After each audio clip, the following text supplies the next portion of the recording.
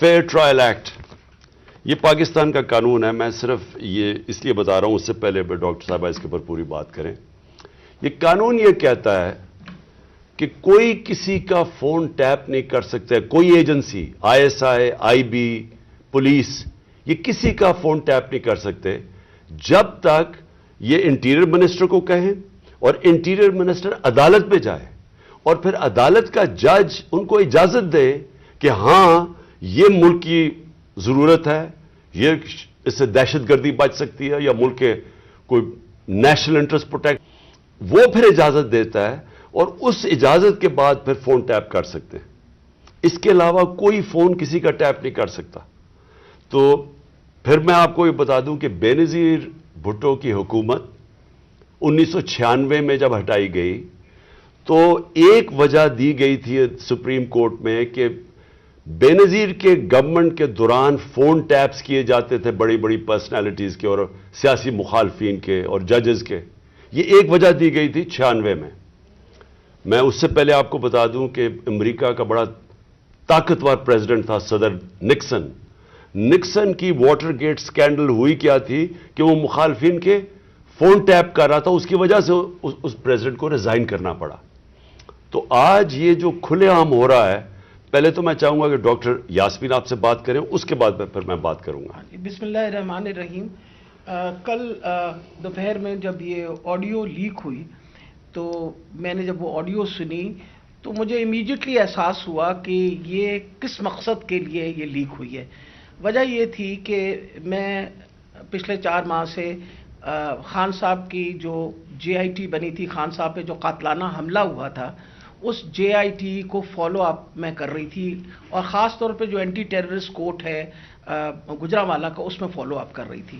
اور یہ میں نے جب دیکھا کہ یہ کیوں کیا گیا ہے، وہ اس لیے کیا گیا کہ ہمارے JIT کا جب بنا تو اس کا کنوینر جو تھے یہ ڈوگر صاحب تھے جو CCPO تھے اس وقت. اور انہوں نے ڈوگر صاحب نے یہ بات انکشاف کر دی تھی حکومت کے سامنے کہ اس میں 3 لوگ ملوث ہیں. یعنی جو اسیسنیشن اٹیمپٹ ہے خان صاحب کے اوپر، وہ باقاعدہ ایک آرکیسٹریٹڈ اٹیمپٹ تھی. اور انہوں نے کہا کہ امپورٹنٹ چیز ہے کہ انہوں نے بتایا کہ ایک بندہ نہیں، اس میں 3 لوگ کم سے کم ملوث تھے اور ان کا ایویڈنس انہوں نے کورٹ کو دے دیا تھا. اور اس کے بعد جو پتہ چلا وہ یہ ہے کہ افسروں کو بلیک میل کیا گیا. یہ کورٹ میں جب ایویڈنس کیا اور بلیک میل ہو کے کچھ افسروں نے ریزائن کر دیا، لیکن CCPO جو ہیں ڈوگر صاحب، ہی اسٹک ٹو ہز گنز، وہ اسی طرح انہوں نے مینٹین کیا کہ یہ انکشاف ہوئے. یہ تو ساری باتیں میرے سامنے تب آئیں کہ جب ہم ATC میں گئے، یہ جو گجرانوالہ کا کورٹ ہے، تو ایویڈنس جو خان صاحب کا یہ انویسٹیگیشن کا ایویڈنس ہے وہ آنے دیتے ہی نہیں تھے. اور اس کا حوالہ یعنی جب CCPO کو ہٹایا تو DG اینٹی کرپشن کو دے دیا گیا. جو چیف انویسٹیگیٹنگ آفیسر تھا جس کا نام انور شاہ صاحب تھے، ان کو انہوں نے پہلے کیا کیا کہ اس کو OST کر دیا اور اس کے بعد جو DG تھا اس نے سارا ریکارڈ جو ہے اس کو سیل کر دیا اور تالا لگا دیا. ہم نے جب بار بار کہا کورٹ کو کہ جی یہ ہمیں ایویڈنس چاہیے، جو سارا ایویڈنس منگوائیں، تو پہلی دفعہ جو سیکنڈ ہیئرنگ تھی اس میں انہوں نے آ کے کہا کہ جی DG بدل دیا گیا ہے اور یہ چٹھا صاحب کو لگا دیا گیا نیا DG اینٹی کرپشن جو کہ ثناء اللہ کا رائٹ ہینڈ مین ہے اور اب وہ ریکارڈ دے گا. اس کے اوپر جج صاحب نے غصہ کھایا اور انہوں نے کہا کہ میں اب اپنے پروسیکیوٹنگ آفیسرز بھیجوں گا. انہوں نے اپنے پروسیکیوٹنگ آفیسرز بھیجے اور پروسیکیوٹنگ آفیسرز نے جب وہ کمرہ کھلا اور تالا کھلا تو دیکھا گیا کہ ایویڈنس سارا غائب ہو چکا ہے اور چند صفحے 11 صفحے رہ گئے تھے اس سارے ایویڈنس کے، باقی سارا کچھ چوری ہو گیا. اور یہ بات کا انکشاف خود ہی DG نے بھی کیا اور اعلان بھی کر دیا کہ اب میں اس کے اوپر انکوائری کروں گا. یعنی خود ہی چور اور خود ہی منصف بننے کی ارادے سے. میرے لیے یہ ایک اتنا بڑا ہمارے لیے سانحہ تھا کہ سارا ایویڈنس جو ہے اس کو انہوں نے خرد برد کر دیا کہ جب ہائی کورٹ کا آرڈر پتہ چلا کہ جی ہائی کورٹ نے CCPO کو دوبارہ لگایا ہے تو میں نے مناسب سمجھا کہ میں CCPO سے پوچھوں کہ کب آپ کی اپوائنٹمنٹ ہو گئی ہے، کیونکہ ہماری جو JIT ہے which is the real GIT, جو اس وقت حکومت تھی اور اس نے حکومت نے یہ سارا کچھ کیا تھا, GIT بنائی تھی which is a legal GIT.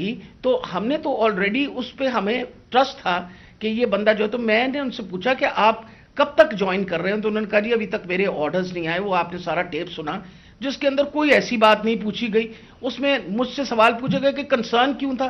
ارے بھائی مجھے کنسرن نہیں ہوگا تو کیوں نہیں کنسرن ہوگا؟ وجہ یہ ہے کہ خان صاحب کے اوپر قاتلانہ حملہ ہوا, خان صاحب کی ساری جو انویسٹیگیشن ہے ان کے آپ نے بندے بھی غائب کر دیے, اس کے بعد جن لوگ جو ایویڈنس ہے اس کو بھی غائب کر رہے ہیں آپ. تو ہمیں تو بالکل کسی طریقے سے کسی اور پہ ٹرسٹ نہیں تھا, اور ہمیں امید تھی کہ اب سی سی پی او کے واپس آنے سے, یعنی ڈوگر کے واپس آنے سے ہم دوبارہ اپنا GIT جو ہے وہ شروع کر دیں گے. مجھے تو, میں سخت مذمت کرتی ہوں. میں نے خان صاحب کے سامنے آ کے بتایا کہ جی مجھے اتنی تکلیف ہوئی کہ جی فیئر ٹرائل ایکٹ کے مطابق میں ایک سٹیزن ہوں اس پاکستان کا, میرا وہ چادر اور چار دیواری تو جو پامال کرنی تھی ان لوگوں نے ہم خواتین کے لیے, تو ہم ساری عورتیں جو ہیں ان کے شر سے نہیں بچ سکتے. جس طرح ان لوگوں نے ٹیپنگ کرنی شروع کر دی ہے, وجہ یہ کہ جس طرح آپ نے فرمایا فیئر ٹرائل ایکٹ کے مطابق یہ کیسے ٹیپ کر سکتے تھے ہمیں, ہاؤ کوڈ یہ ٹیپ, کیا انہوں نے اجازت لی تھی؟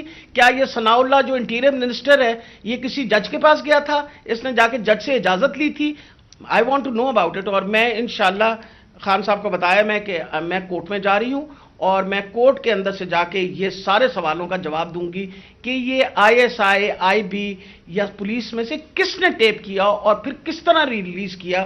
کیونکہ میں یہ سوچتی ہوں کہ میرا جو بنیادی انسانی حقوق ہیں, جو میرا رائٹ ہے, وہ اس کے اوپر بہت بڑا حملہ ہوا ہے. جی شکریہ ڈاکٹر یاسمین. میں آج اپنی سپریم عدلیہ سے مخاطب ہوں. 4 مہینے پہلے میں نے سپریم کورٹ کے اندر اسی فیئر ٹرائلز ایکٹ کے تحت میں نے ایک پٹیشن دائر کی تھی, اور اس میں وہ پٹیشن کیا دائر کی تھی کہ ٹیپس نکلی, آڈیو ٹیپس نکلی کہ میں جب پرائم منسٹر تھا, میرے پرائم منسٹر ہوتے ہوئے میری جو بات چیت کر رہا تھا میں اپنے پرنسپل سیکرٹری سے, وہ میری آفیشیل لائن تھی, اس لائن کا ٹیپ کیا گیا, اور جو میری اعظم خان سے بات ہو رہی تھی اس کو ڈاکٹر کر کے اور اس کو ریلیز کیا گیا. اس کے علاوہ بشرا بیگم وہ آفیشیل لائن سے کسی سے بات کر رہی تھی, ان کی بھی ٹیپ کر کے وہ جو ان کی بات چیت تھی, جو کانورسیشن تھا, اس کو بھی ڈاکٹر کر کے چینج کر کے اور 2 دفعہ وہ ریلیز کی گئی. تو میں اس لیے یہ اپروچ کیا سپریم کورٹ کو کہ میرا تو چلے, ایک تو یہ ہے کہ جو ڈاکٹر صاحبہ نے کہا کہ یہ ہمارے فنڈامنٹل رائٹ کی وائلیشن ہے. ہر انسان کا بنیادی حق ہے آرٹیکل 14 کانسٹیٹیوشن میں ہماری پرائیویسی اور ہماری ڈگنیٹی پروٹیکٹ کرنے کے لیے. آئین ہماری ڈگنیٹی اور پرائیویسی پروٹیکٹ کرتا ہے. تو ایک تو یہ میں اپنی بیوی بشرا بیگم کی طرف سے کہ ان کا رائٹ وائلیٹ ہوا, میرا رائٹ وائلیٹ ہوا. لیکن اس سے بھی زیادہ اگر پرائم منسٹر آفیشیل بات کر رہا ہے اپنی لائن سے, اپنے پرنسپل سیکرٹری سے, اگر وہ ٹیپ ہو رہا ہے اور اس کو پھر ریلیز کر رہے ہیں, تو یہ آفیشیل سیکرٹس ایکٹ کے خلاف ہے. کوئی بھی ملک کی امپورٹنٹ چیز ہو جو اپنی سیکیور لائن سے بات کروں اور وہ نکل جائے اس طرح, تو یہ تو بڑا خطرناک ہے ملک کے لیے.